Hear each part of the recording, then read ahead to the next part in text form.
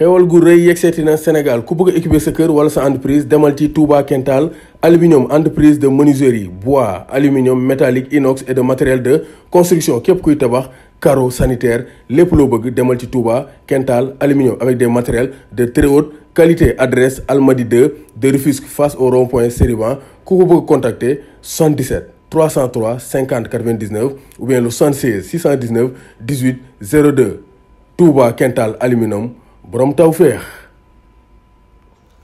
Bonsoir à toutes et à tous, bonsoir à tous les suiveurs et à tous les inconditionnels de Grégoire Omnisson. On va parler d'Ismaïla Sarr. Ismaïla Sarr Sarenbi. Ismaïla Sarenbi. Ismaïla Sarr, pourquoi nous disons parce qu'Ismaïla Sarr, il a pris une autre envergure. Il a renforcer son statut en équipe nationale du Sénégal. Il s'est montré en leader, il s'est montré en gagneur, il s'est montré indispensable en équipe nationale du Sénégal. Pourquoi Ismaïla Sarr a donc crevé l'écran? Pourquoi il a été aussi brillant lors des deux matchs amicaux? Est-ce que c'est son positionnement? Est-ce que c'est sa dynamique victorieuse avec Watford? En tout cas, ce sont les deux. Parce qu'il a été victorieux avec Watford, remonté en Premier League, meilleur buteur donc, de Watford, 13 buts et 4 passes décisives. Il a été meilleur joueur, player of the year for the Hornets, Watford. Donc Ismaïla Sarr, c'est un joueur talentueux, un joueur de très haut niveau. Mais est-ce qu'il a été bien utilisé par Aliou Cissé? Parce qu'Aliou Cissé, son problème, c'était Sadio Mané. Parce qu'il mettait Ismaïla Sarr sur le côté droit, Sadio Mané à gauche. Mais il n'osait pas mettre Ismaïla Sarr à gauche. Mais alors que Ismaïla Sarr, coach yi ko yoroon, Serigne Saliou Dia, ñoom Badara Sarr ñi ko yoroon en U23, ñoom xam nañ ko, il jouait sur le côté gauche. Parce que là-bas, il a la possibilité de faire des crochets intérieurs ou bien de répliquer dans l'axe et donc d'envoyer des enroulés. Donc là, force Ismaïla Sarr, il a brillé comme ça avec le Stade Rennais, il part de la gauche pour entrer dans l'axe. C'est ce qu'on fait maintenant les ailiers modernes. Donc Ismaïla Sarr, donc maintenant il s'est amélioré. Et il a eu le flair de le mettre à gauche.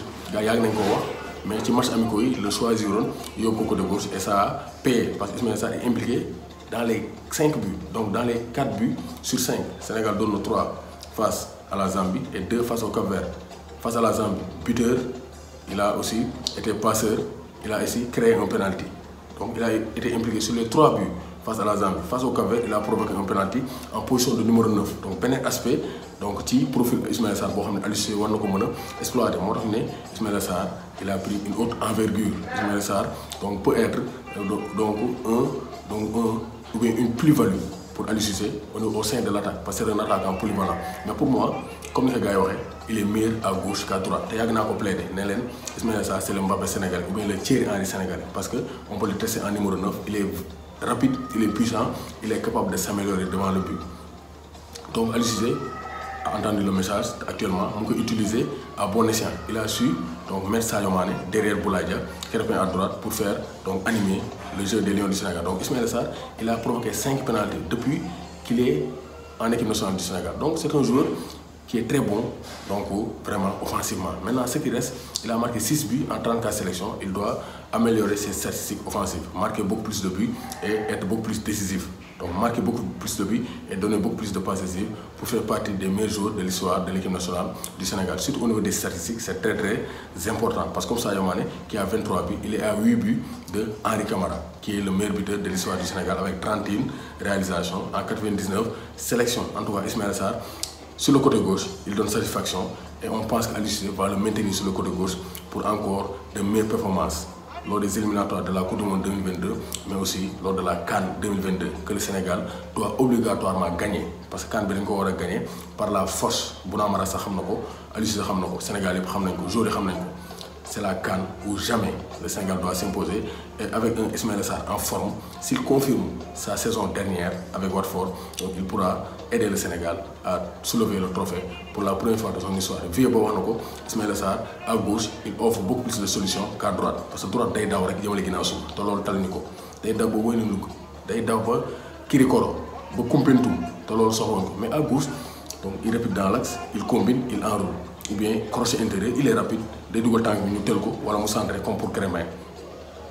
Donc Ismaïla Sarr, il a gagné en maturité, il a gagné en confiance et il a gagné donc vraiment en statut de leader au sein de l'équipe nationale du Sénégal. Toujours pour mettre au niveau, je pense que Sénégal dina nekk équipe bu naqaree gagné maintenant c'est à l'entraîneur aussi de se mettre au niveau xam ne ay joueurs talentueux la yor mais mu leen di positionner de la manière la plus idoine comme ça joueur dinañ mën a performer de la manière la plus optimale doomu Gaynde Njaay warul tiit warul ragal Ismaïla Sarr le nouveau fer de lance de l'attaque des Lions du Sénégal mais à gauche